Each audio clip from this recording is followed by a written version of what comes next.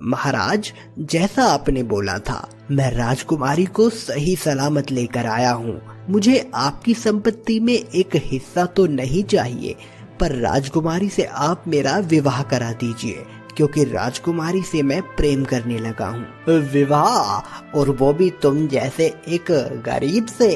तुमने सोच भी कैसे लिया मैं अपनी राजकुमारी, जिसको मैंने फूलों की तरह पाला, उसका विवाह मैं तुमसे करवा दूंगा। पर महाराज, आपने मेरा विवाह राजकुमारी से कराने का वादा किया था, अभी आप अपनी ही बात से मुकर रहे हैं। राजा को यूं भरत की बेइज्जती करते देख राजकुमारी बर्दाश्त नहीं कर पाती और अपने पिता से कहती है, पिताजी, भरत ने हमारी जान बचाई है। उस खतरनाक जादूगर के जंगल से हमें छुड़ा कर लाए हैं। हम भरत से बहुत प्रेम करने लगे हैं। हमें भरत से ही शादी करनी है।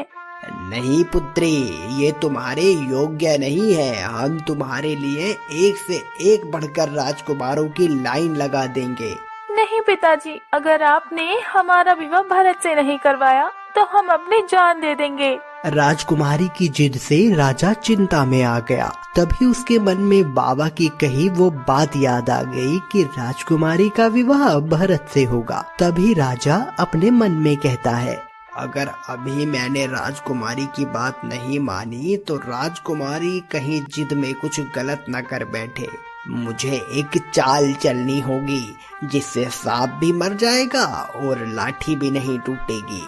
ठीक है, मैं तुम दोनों की शादी करवा दूंगा, पर उसके लिए मेरी एक शर्त है। भरत को वो सच्चे हीरो का हार राजकुमारी के लिए लाना होगा जो दुनिया में सिर्फ एक ही बना है। ये तो वही हार है ना पिताजी, जिसे हम बचपन से पहनना चाहते थे, पर ये तो बहुत ही खतरे से भरी शर्त है। नहीं, हम भरत को वो हार लेने नहीं भेज सकते। इससे भरत की जान खतरे में पड़ जाएगी। सोच लो राजकुमारी, अगर भरत को तुमसे शादी करनी है तो उसे वो हार लाकर साबित करना होगा कि वो तुम्हारे योग्य है भी कि नहीं। अगर वो ऐसा नहीं कर पाया तो तुम्हारी शादी किसी राजकुमार से करवा दूंगा। राजा की बात सुनकर राजकुमारी चुप हो जाती है और भरत राजा की शर्त मानने को तैयार हो जाता है। उस हार के बारे में भरत ने भी सुन रखा था। तभी भरत सुक्की बाबा के पास जाता है और उनसे कहता है, मुझे आपकी मदद चाहिए बाबा। उस सच्चे हीरो के हार तक पहुंचने का रास्ता बताइए। सच्चे हीरो का हार, उसे ला पाना असंभव है। आज से पहले भी कई राजा, राजकुमार, व्यापारी, कितने लोगों ने उस हार को लाने की कोशिश की पर असफल रहे और आज तक वापस नहीं लौटे। वो लोग मारे गए, कोई जिंदा नहीं बचा। ऐसी भी कौन सी जगह है जो बाबा वहाँ से कोई वापस नहीं आया? सीसा लिशा सारे काले जादूगरों की रानी है। वो दुनिया की सबसे बड़ी जादूगर। वो हार उसके गले में है और उससे वो हार लेना असंभव है। तुम वहाँ मत जाना भरत, वरना अनर्थ हो जाएगा। मुझे वहाँ जाना ही होगा बाबा, नहीं तो महाराज राजकुमारी का विवाह किसी और से करा देंगे। आप बस मुझे वहाँ जाने का रास्ता बताएं। भरत बाबा से पता पूछकर अपने घोड़े पर सवार होकर उस हार की तलाश में निकल पड़ता है। कई दिन हो गए भटकते भटकते, कहीं कोई रास्ता नहीं मिल रहा। जाऊं तो कहाँ जाऊं?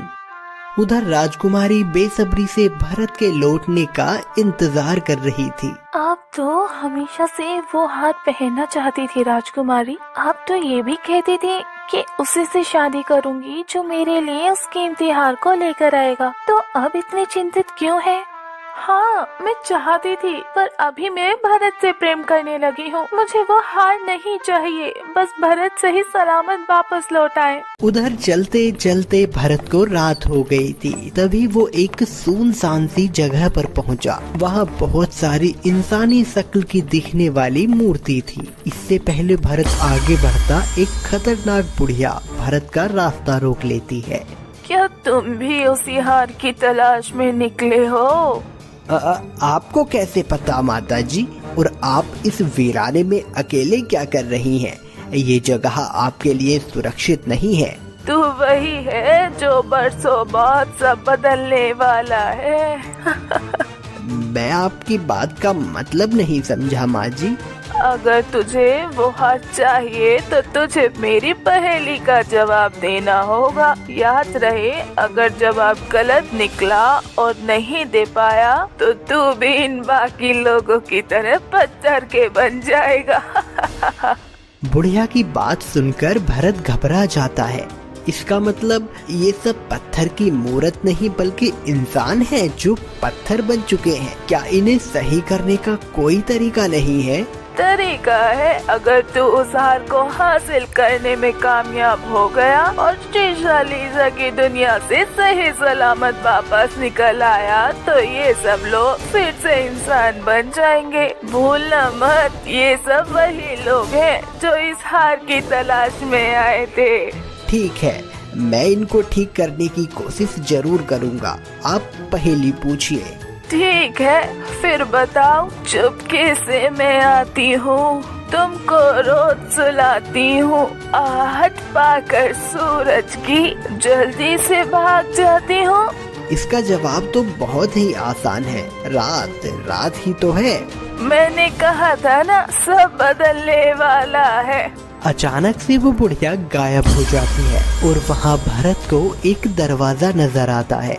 अरे, ये दरवाजा पहले तो नहीं था। लगता है पहेली सुलझाने के बाद सीसा लिसा तक पहुंचने का रास्ता मिल गया है। भरत उस दरवाजे को पार कर देता है और वो नई जगह पहुंच जाता है। बहुत भूख भी लग रही है, खाने को भी कुछ नहीं है। अभी मंजिल भी दूर है और सिर्फ ये 2 घूंट पानी ही बचा है। इसे ही पी लेता हूँ, कुछ तो चलने की ताकत आएगी ही। ये पानी मुझे दे दो भैया, बहुत प्यास लगी है, कई दिन से भूखा हूँ। अगर मैंने ये पानी इसे दे दिया तो मैं प्यास से मर जाऊंगा। मुझे वो हार भी ढूंढना है। राजकुमारी मेरा इंतजार कर रही होगी और अगर मैंने पी लिया तो ये बच्चा मारा जाएगा। क्या सोच रहे हो भैया, पानी दो ना। ठीक है, ये लो पानी। किसी को प्यासा रखकर मैं पानी कैसे पी सकता हूँ? सब बदलने वाला है। तो इम्तिहान में पास हो गया, सब बदलने वाला है। दूसरे ही पल वो बच्चा भी गायब हो गया, जिससे भरत हैरान हो जाता है। तभी फिर से एक दरवाजा भरत को नजर आता है। भरत उस दरवाजे में जाकर एक अंधेरी जगह में पहुंच जाता है, जहां से कुछ अजीब सी आवाज आ रही थी। लगता है यही सीसा लीशा की दुनिया है, पर यह तो बहुत ही अजीब है। अंदर जाकर देखता हूँ। जैसे ही भरत अंदर गया तभी सीसा लिशा भरत के सामने आकर खड़ी हो गई। वो देखने में बहुत ही खूबसूरत थी। उसके गले में वही हार था जो बहुत चमक रहा था। आप ही सीसा लिशा है ना? आप मुझे ये हार दे दीजिए। ओह, तो तुम ये हार लेने आए हो। वैसे काफी बहादुर हो तुम। बहुत कम लोग थे जो मुझ तक पहुंच पाए। बाकी तो सारे रास्ते में ही मर गए और जो मुझ तक पहुंचे वो बेचारे मेरे हाथों मारे गए। भरत समझ गया था कि सीसा लिशा इतनी आसानी से वो हार नहीं देगी। उसे कुछ तो सोचना पड़ेगा। तभी सीसा लिशा भरत के पास आकर मीठी आवाज में कहती है, वैसे तो आने के बाद मैं एक पल नहीं लगाती किसी की जान लेने में, पर तुम इतने हसीन और अच्छे दिखते हो कि पहली नजर में ही तुमसे प्यार हो गया है। हम तुमसे विवाह करना चाहते हैं। ये तुम क्या कह रही हो?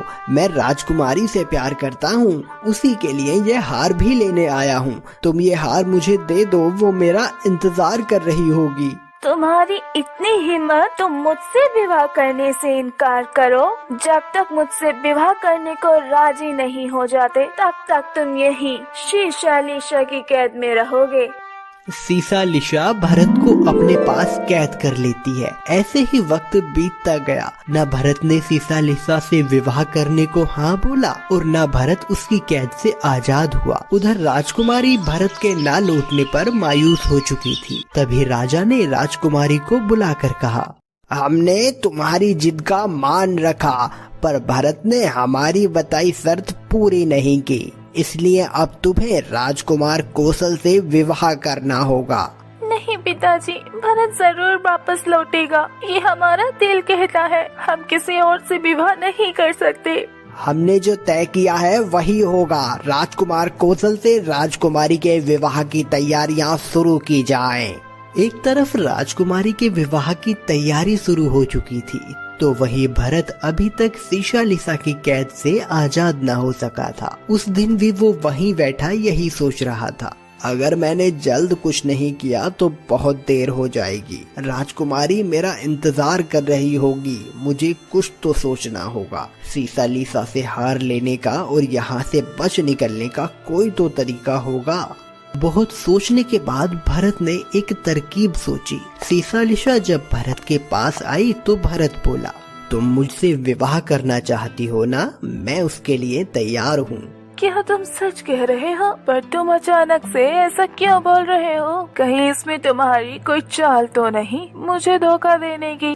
भरत अपने डर को छुपाते हुए कहता है, अरे नहीं नहीं, मैंने बहुत सोचा तब ये फैसला लिया। तुम इतनी हसीन हो, इतनी ताकतवर हो, तो मैं भी तुम्हारे साथ मिलकर दुनिया पे राज करूंगा। और वैसे भी तुम उस राजकुमारी से ज्यादा खूबसूरत हो और मुझसे इतना प्यार भी तो करती हो। ये सुनकर सीशालिसा बहुत खुश हो जाती है। ठीक है, फिर आज रात को हम विवाह करेंगे, पर उससे पहले मुझे एक जरूरी काम करना है। तुम तब तक विवाह की तैयारियां करो, अब से तुम आजाद हो। भरत रात होने का इंतजार करने लगता है। तभी सीशालिसा चुपके से कहीं जाने लगती है। भरत उसका पीछा करता है तो वो एक कमरे में पहुंच जाती है जहां एक शीशा रखा था। वो उस शीशे को देखकर कहती है, कोई नहीं जानता कि मेरी जान इस शीशे में कैद है, पर एक दिन में एक बार मुझे जिंदा रहने के लिए इस शीशे में देखना जरूरी है। इसीलिए तो मेरा नाम सीशालिसा है। थोड़ी ही देर में सीशालिसा वहाँ से चली जाती है और शादी के मंडप में जाकर भरत का इंतजार करने लगती है। भरत भी उस कमरे में चला जाता है। अच्छा, तो ये है इस जादूगरनी को मारने का राज। अब तो तू गई। भरत उस शीशे को तोड़ देता है। शीशा टूटते ही वो गायब हो जाती है और हार उसके गले से निकलकर वहीं गिर जाता है। भरत उस मंडप में जाता है और वो हार उठाकर वापस महल के लिए निकल पड़ता है। लौटते वक्त उसे कोई भी अजीब चीज नहीं मिलती।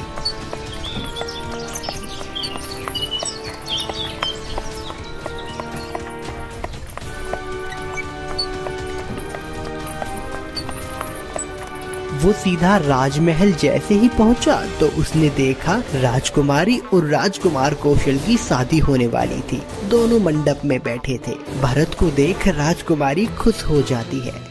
तुम सही सलामत वापस लौट आए भरत। हाँ राजकुमारी, मैं वो हार लेकर आ गया हूँ। मैंने महाराज की शर्त पूरी की। अब तुम्हें किसी और से विवाह करने की जरूरत नहीं है। भरत को देखकर राजा, रानी और वहाँ मौजूद सभी लोग हैरान रह जाते हैं। राजा का सर झुक जाता है। अब वो अपने वादे से मुकर नहीं सकता था। वो अपने मन में कहता है, ये कैसे हो सकता है? भरत ने वो कर दिखाया जो कोई नहीं कर सकता। मुझे राजकुमारी की शादी इस लड़के से करवानी ही होगी, पर अब मुझे वो करना होगा जो मैंने अभी तक नहीं किया, क्योंकि ये तो अभी अपने सगे माँ बाप के बारे में भी नहीं जानता कि ये एक गड़रिये का बेटा है। तभी राजा वहाँ मौजूद सभी लोगों से कहता है, जैसा मैंने वादा किया था मैं जरूर निभाऊंगा। भरत ने वो कर दिखाया जो आज तक किसी ने नहीं किया। ये सच में मेरी बेटी का पति बनने योग्य है। ये सुनकर राजकुमारी और भरत दोनों ही खुश हो जाते हैं। दोनों की शादी हो जाती है। तभी भरत वो हार राजकुमारी के गले में पहना देता है। हार राजकुमारी के गले में डालते ही राजकुमारी के साथ वो हुआ जो आप सोच भी नहीं सकते। ऐसा भी क्या हुआ हार पहनते ही राजकुमारी के साथ, जिसे देख सबके पांव तले जमीन खिसक गई। क्या जानना नहीं चाहेंगे इस हार की पूरी कहानी? कैसे बदलेगा भरत इस राज्य का भविष्य? क्या करने वाला है राजा आगे भरत के साथ? और क्या होगा जब भरत को अपने असली माँ बाप का पता चलेगा? अगर जानना चाहते हैं आगे की कहानी तो इस कहानी का अगला भाग जरूर देखें हमारे चैनल कहानी धाम पर। अगला भाग जल्दी लाने के लिए कमेंट कीजिए विधि का विधान भाग 3।